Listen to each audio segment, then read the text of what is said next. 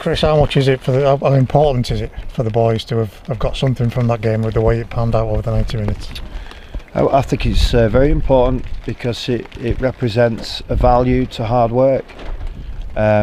We get a point, and within that hard work you could argue in or argue out it was worth more, but what I'm really pleased is it was everything against them, because we're against the wind as we are doing this interview under this scaffolding, but and the rain, at a point where it's easy to give up, and they didn't, and they kept pushing and going. They get a couple of chances that the goalie saves a few, but we get free on one of them, and Ozzy does that instinctive thing he's got and he gets his goal. In the context of the run that we've been on, the importance of the dressing room getting a result when it looked like they might have been down and out again.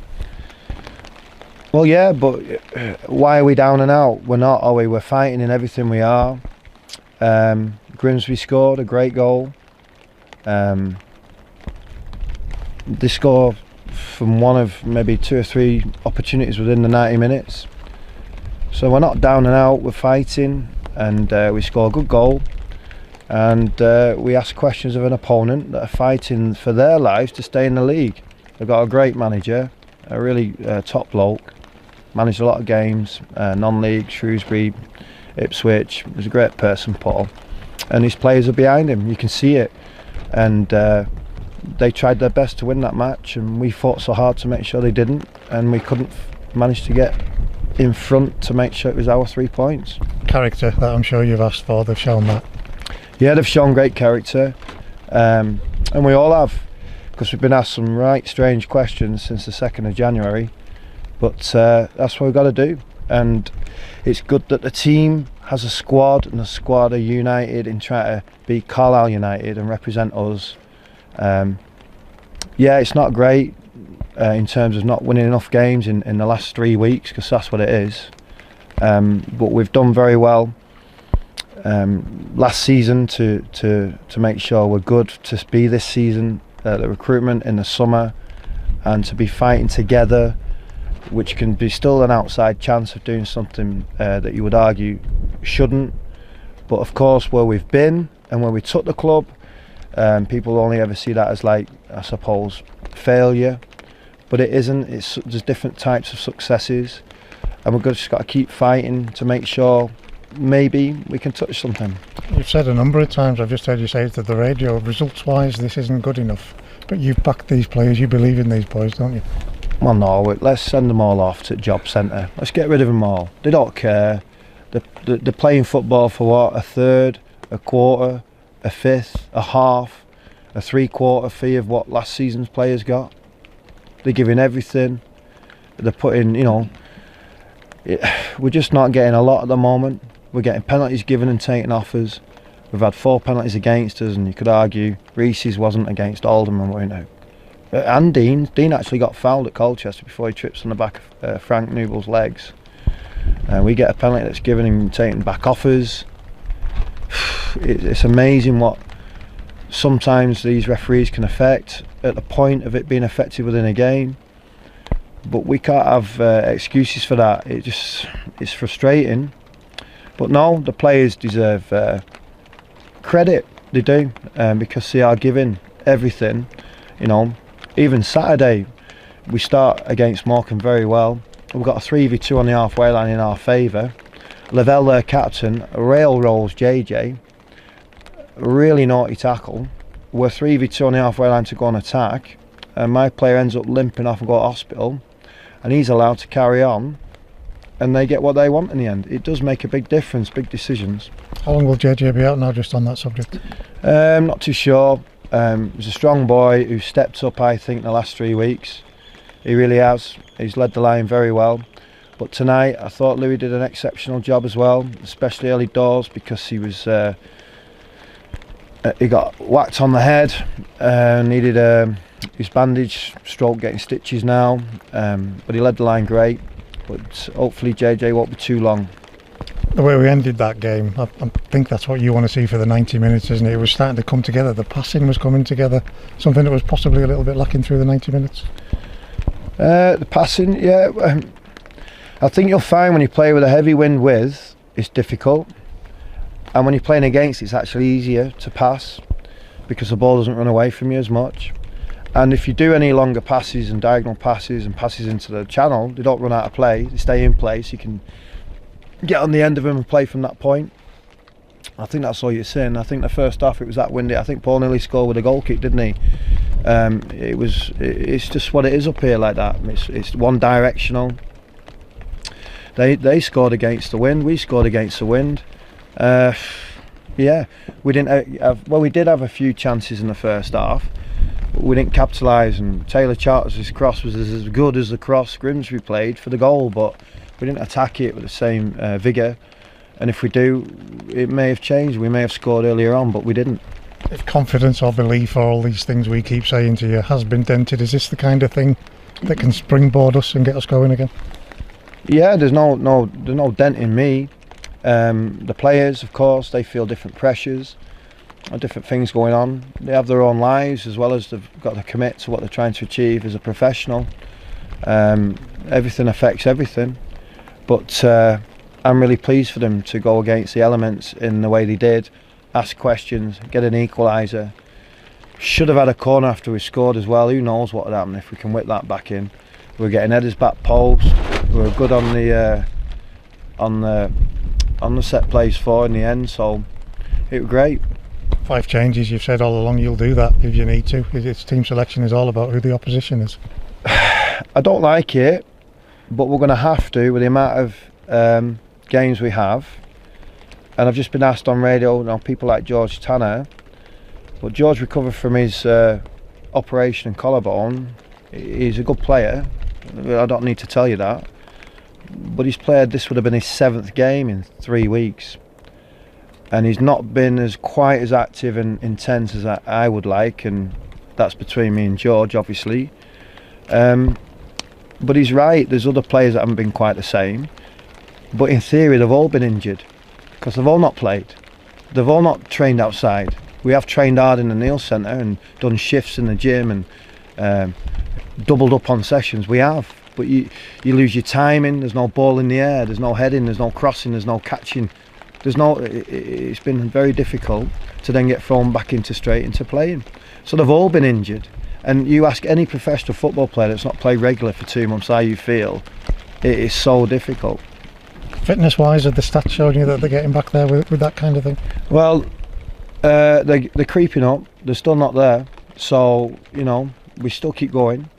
We don't know the outer effects of COVID in the team, and we have had over 50% of players with it, but we do know that the players are giving everything to what they're trying to achieve, and that's just generally look at our opponent and win a game. How do you keep so level-headed about all this, Chris? Because outside you're always going to get fans who are saying what's going on, why are we not winning games? You've always maintained that focus on what these lads have produced and can produce for you going forward. I think your top managers are top people, and when I look at interviews of people that I look up to, look at how they manage things, if I'm going to do anything special in the sport that I've took ever so long to get an opportunity for, I think it's the way I've got to be, but it is who I am. I think that the players enjoy and follow the way we train, the way we want to try and achieve together something. I think you're always going to be asked questions. If Jurgen Klopp can be in a situation that's questionable, anybody's in a position of question. I read Paul Cook's interview of his first game against Gillingham, getting whacked. Welcome back to Sunday evening headaches. He enjoyed his rest, but now he's back at Ipswich. It's the terrain of suppose football management. But what I do know, out of all the clubs, nobody's been asked the questions we've been asked since the turn of the year. And I know in any working force, when you're asked and put in on the back foot, you got to stick together and work harder for something that's worth less. I think that happened tonight. We worked really, really hard to gain a point. I guess it would be harder if that technical area was a lonely place, but you've got everybody behind you, and everybody's wanting to turn this around, as we've seen in some of these performances. You're only as good as your players on the pitch. The players on the pitch have to believe in what they're trying to achieve, and they have to do it when the whistle goes. Your best plan your best presentation. You could have the worst presentation, the worst coaching session. It could be absolutely diabolical, but if the players turn up and turn on, you're a hero. I don't work like that. Everything's done with thought, everything's done with a process. There's freedom within what we do. I want the attacking players, and I want to play fast attacking football in conditions like this. I do want that, and I want people tackling and tracking, and you've seen that tonight more than you've seen on Saturday, because if we did that more on Saturday, the good 30-minute start we had, we wouldn't have conceded, and who knows what would have happened. So tonight the lads showed that. That feeling of togetherness, we were talking about it so much leading up to the beginning of the new year. Is that still there? Has that been dented at all through what has been a tough time? Well, I don't feel it. If anything, when you go through something bad, whether it's with your wife, your kid, whoever it is, your family, whatever it is, your business, your job, you have more respect coming out of it if you get and find the right answer within it, and it grows things. You've got to remember the players are young, and people will say, well, go and recruit some older ones. Well, they cost £3 a week, so we can't. You know, I'd love to know what some of the players get. Well, I do know, but I'm not going to share it with you. Even our neighbours pay good for things, but it happens. We've got to do it a different way, and don't get me wrong, the board support everything we're trying to achieve, but it has to be done to make sure the club is here. You know, there's no supporters in the building, and Davy's done an unbelievable job to make sure that the club can stay sustainable and support what we're trying to achieve now, and that's have them Jack Armour performances, Joe Riley's first season as a full-time professional as such, because he's playing more regular, Callum being more ownership of his situation, because he was always in and out, but although played at League One level, things like that. The big things really, but we've got to make sure they keep growing, and I think if we get through this together, they'll be stronger after. But while we're getting there, let's try and do it quicker without being desperate, so we might be able to touch something. That's the difficult part for everybody, isn't it? The desperation that sometimes comes in when you just want to be successful. And it must be harder for the fans, because we were top of the table not that long ago, but there are reasons for it, and that's what you keep trying to remind people. I do, but like, if I say and go into detail, all I'm doing is I'm just a man full of excuses. But I am not. That's what I am not. And I think the appreciation of that will never be really appreciated, because somebody always wants something else. It's easy in hindsight and easy to call on. It's much harder to make a difference within the time you can make a difference, and the only time you can do that as a player is while the game is on, not before, not at half time, not after, not the chats. And I suppose as a supporter, in hindsight, you're always right, and on Football Manager you're always right, because you can make it right. But we've been put in some difficult circumstance, and we're doing our best coming out of it. You enjoy this relationship with these fans? Oh yeah, I respect them. You don't want that to wane in any way. What's your message for them? Well, I don't know really. If I see hard work, if I see players giving their all, if I see them fighting to the end, if I see things like that, it's amazing what a point feels better sometimes than a victory, because they're going, you can hear the rain. I'm stood in this place now talking to you, you know, in where it is, and they go against everything. They don't get it easy. We don't stay in the best hotels and have the best travel and the best training facility. We don't have it. We have it hard. But what we do is just do our best within what we've got, and all the staff on and off the pitch support each other, which is commendable for the club to do that. And we just have to keep working very, very hard. Am I going to apologise for going top of the league? No. Am I going to apologise for us trying to come out of this period with what's been chucked at us? No. Are we accepting that the results in terms of points value are worth, should be worth more? Do I want more? Of course I do. And to be leading many of them games is disappointing we haven't got more. irrelevant of the factors that have put us in that position to play them games in them difficult circumstance. Last one from me, Chris. Aaron Hayden, he didn't look too comfortable. Any news on him? I think he's going to be okay.